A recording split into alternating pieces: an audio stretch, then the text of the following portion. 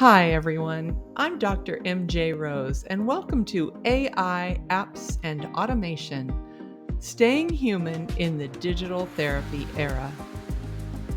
If you've ever stared at your to do list and thought, maybe my next intern could be a robot, you're in the right place.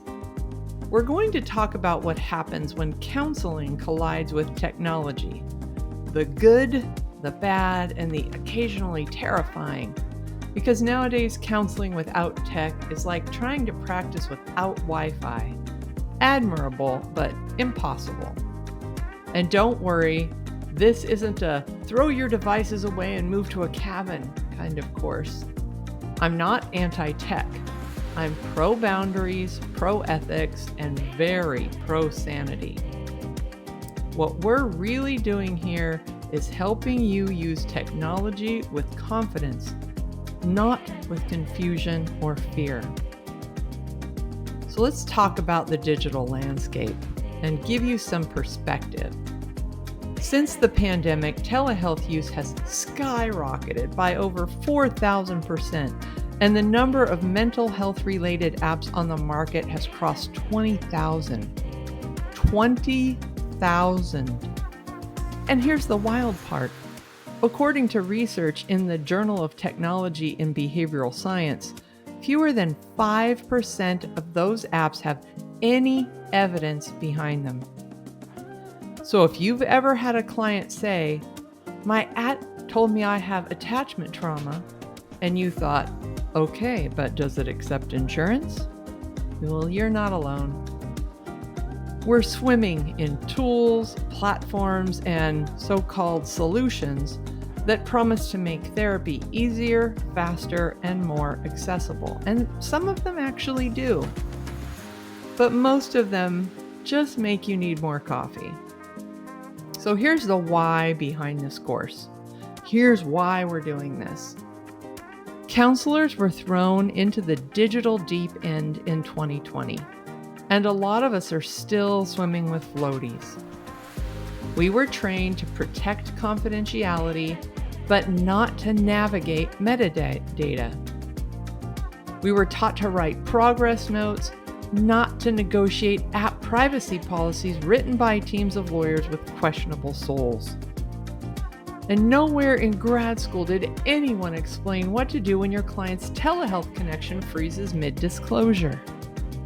This course fills that gap. It's here to make you feel more competent, more confident, and dare I say, more curious about how technology can work for you, not against you. Because the truth is, our profession is evolving whether we like it or not. The best counselors are the ones who adapt ethically, not anxiously. So we're going to do some things together. Across these 3 modules, we're going to do a few things differently. We'll look at actual research, not just hype. We'll translate legal and ethical standards into real-world strategies. And we'll keep the counselor edge tone alive, smart, grounded, a little irreverent, and absolutely allergic to buzzwords. Here's the roadmap. In Module 1, we'll separate helpful intervention from digital chaos.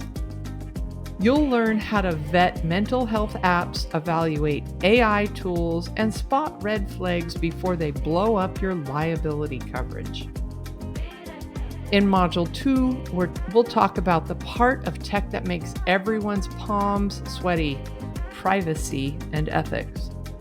We'll look at what happens to client data once it leaves your office, how to build airtight informed consent, and how the counseling compact changes what confidential really means.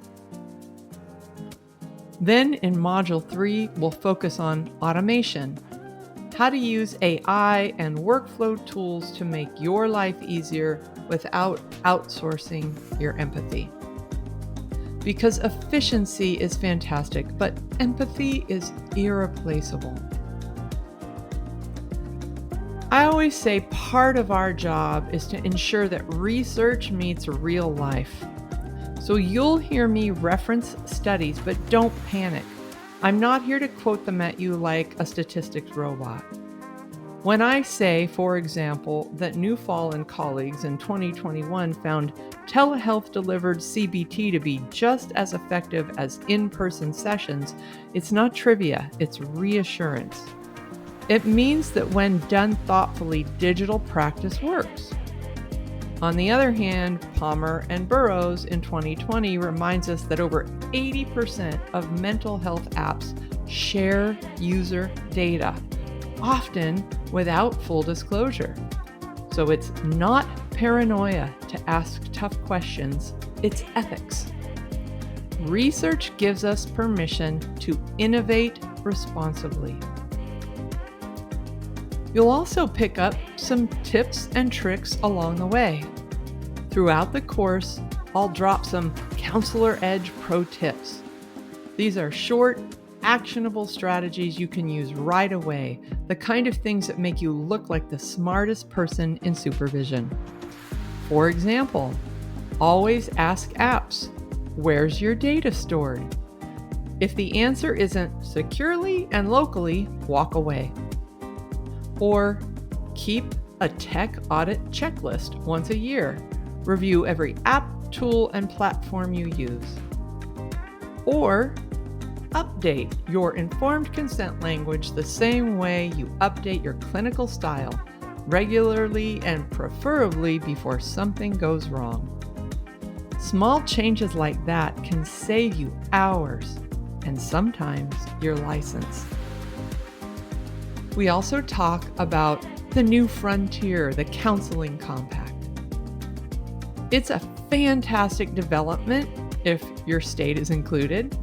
It lets you practice across multiple states more easily. But here's the catch. When you cross digital borders, your ethical responsibilities multiply. If your client's in Colorado and you're in Georgia, both states' laws apply. That means your telehealth platform, data storage, and even your AI tools must comply with the stricter state's requirements. Freedom is great, but it comes with fine print. The good news is, once you understand how to interpret those standards, the Compact gives you incredible flexibility to expand your reach ethically and safely. So here's what you'll leave with. By the end of this course, you'll have a clear framework for evaluating technology in your clinical work, practical tools like our downloadable checklists and planners to use immediately, and the confidence to integrate innovation without losing what makes counseling, well, counseling. You'll be able to look at a new app or AI tool and say, okay, what's the data? What's the risk? And does this align with my ethics?